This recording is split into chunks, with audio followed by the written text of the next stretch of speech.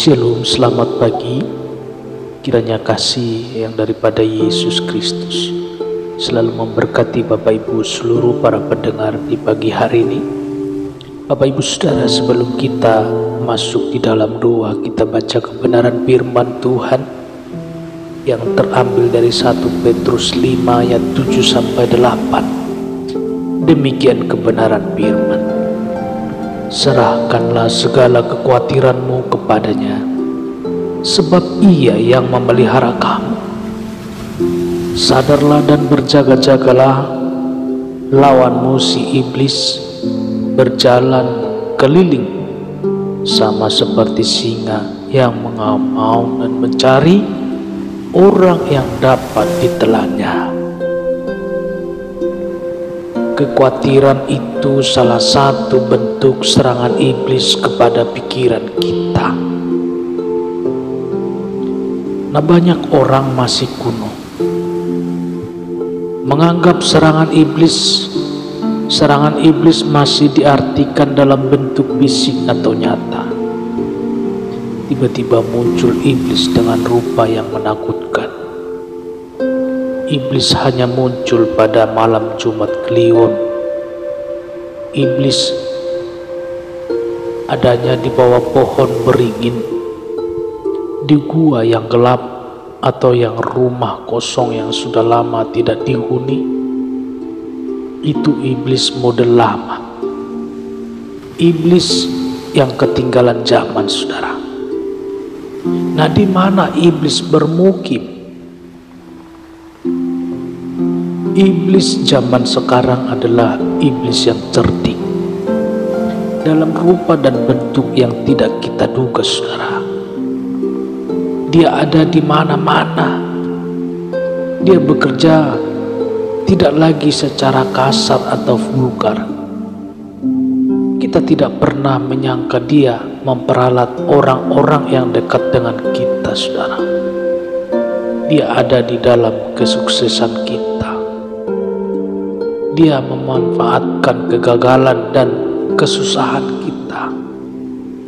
Dia tampil begitu menawan sehingga kita tidak pernah menduga. Nah, bagaimana cara iblis bekerja? Saudara, iblis tidak lagi bekerja dengan cara kuno, begitu halus, rapi dan tersembunyi. Iblis sering menggoda kita melalui gadget atau komputer dan handphone yang sangat intim dengan kita.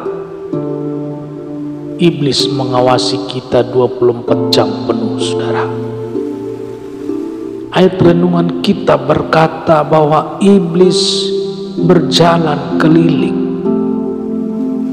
Iblis mengurung kita. Jika kita lengah, saudara, tidak waspada sedikit saja, dia menyerang kita. Iblis bekerja melalui pikiran kita.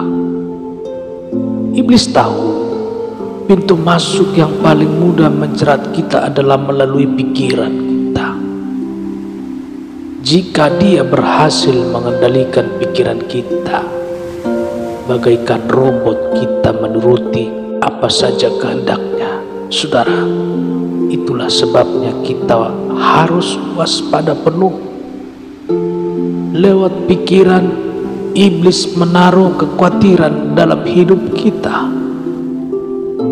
Iblis tidak dapat menguasai roh kita lagi sejak kita menerima Yesus sebagai Tuhan dan Juru Selamat kita. Iblis dapat menyerang kita melalui pikiran, dan salah satunya dengan kekhawatiran. Nah, bagaimana kekhawatiran bekerja? Kekhawatiran membuat kita bimbang, saudara. Dengan khawatir, hati kita menjadi cemas. Pada gilirannya akan membuat iman kita lemah. Kita menjadi meragukan penyertaan Tuhan.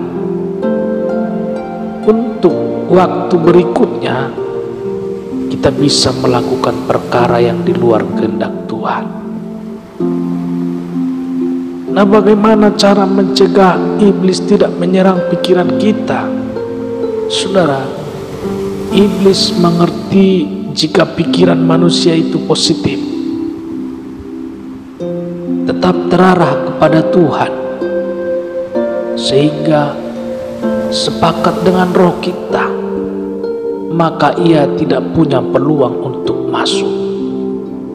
Itulah mengapa iblis mati-matian berusaha mengacaukan pikiran kita. Kita harus menjaga pikiran kita. Kita harus membentengi pikiran kita. Jangan pernah membiarkan pikiran kita kosong, mengembara kemana-mana.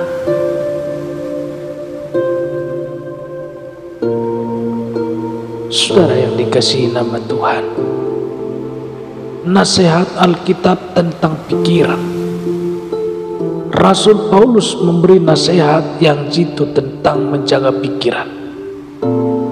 Filipi 4 ayat 8. Jadi akhirnya saudara-saudara, semua yang benar, semua yang mulia, semua yang adil, semua yang suci, semua yang manis, semua yang sedap didengar, semua yang disebut kebajikan dan patut dipuji, pikirkanlah itu semua.